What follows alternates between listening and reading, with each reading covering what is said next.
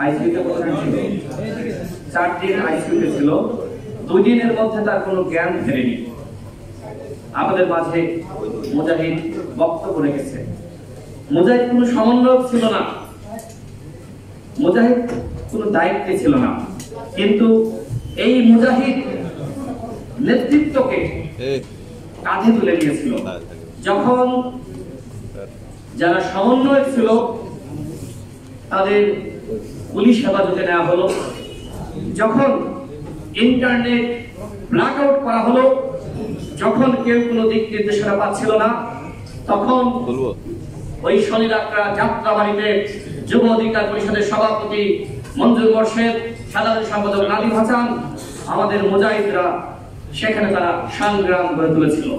কোনো ইন্টারনেট ছিল না, কোনো নির্দেশনা ছিল না। এই আন্দোলন যে হয়েছে, অনেকে বলছে যে শুধুমাত্র ছাত্র আন্দোলন। এটি শুধুমাত্র ছাত্র আন্দোলন নয়, এটি গণ আন্দোলন ছিল। যে আন্দোলনে ছাত্ররা, যুবকরা, শ্রমিকরা, প্রত্যেকটা পেশার মানুষ যে আন্দোলনে অংশগ্রহণ করেছিল। এই আন্দোলনে কোনো সেন্ট্রাল লিডারশিপ ছিল না, কেন্দ্রীয় চরিত্র ছিল না। এই আন্দোলনে প্রত্যেকে যে যার জায়গা থেকে নেতৃত্ব দিয়েছে। সুতরাং আজকে যদি কেউ দাবি করে আমি এই আন্দোলনের নেতা, আমি সব করেছি, আমাদের নেতৃত্বে সব হয়েছে, তাহলে তারাও সেই আওয়ামী চেতনার স্টাইলে আওয়ামী লীগকে যেভাবে মানুষ ঘৃণা করছে, কেউ যদি দাবি করে তাদেরকে মানুষ ঠিক একইভাবে ঘৃণা করবে।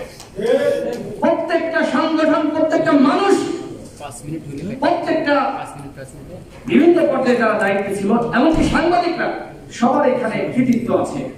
সবার সম্মিলিত প্রচেষ্টায় আমরা শেখ হাসিনা স্বৈরাচারের হাত থেকে আমরা রক্ষা পেয়েছি।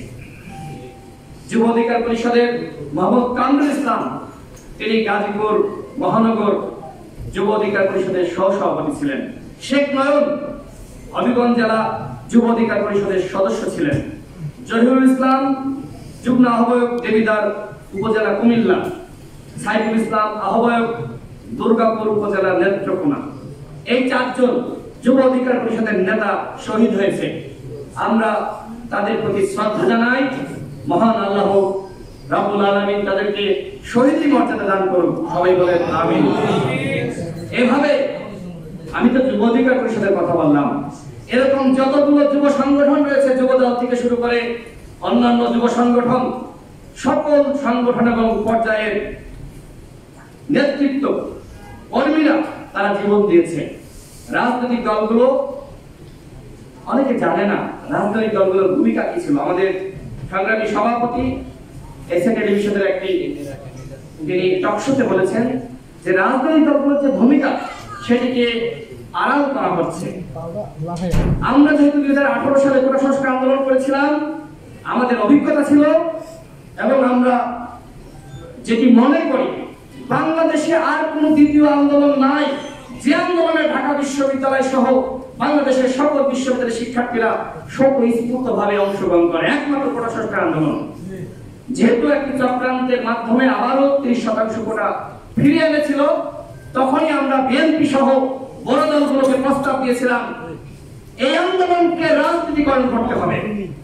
আমরা তারেক রহমানের কাছে সেই বার্তা পাঠিয়েছিলাম, আমাদের সভাপতি নুরুল হক নূর, আমরা যে আপনারা বড় দল, আমাদের হয়তো সাংগঠনিক সক্ষমতা আপনাদের মতো এত বড় নয়, আপনাদের আছে, এই আন্দোলনকে কাজে লাগান।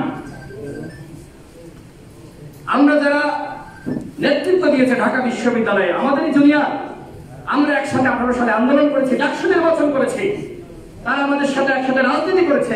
আমরা তাদেরকেও বলেছিলাম যে এই আন্দোলনকে জনগণের মুক্তির আন্দোলনে পরিণত করতে হবে। আমাদের সভাপতি তিনি তো তার একটি বক্তব্য, যেটা ডিবি, কুখ্যাত ডিবি আহমদ, সে নিজেই বলেছে যে নুরুল হক নূর উস্কানিদাতা। এবং আমাদের সভাপতি যখন রিমান্ডে নির্যাতনের শিকার, তার যে বক্তব্য আজকে জাতির মুখে মুখে প্রত্যেকটা মানুষ আজকে তার এই বক্তব্য স্মরণ করে 90% পতন হয়ে গেছে, 10% ধাক্কা দেওয়া।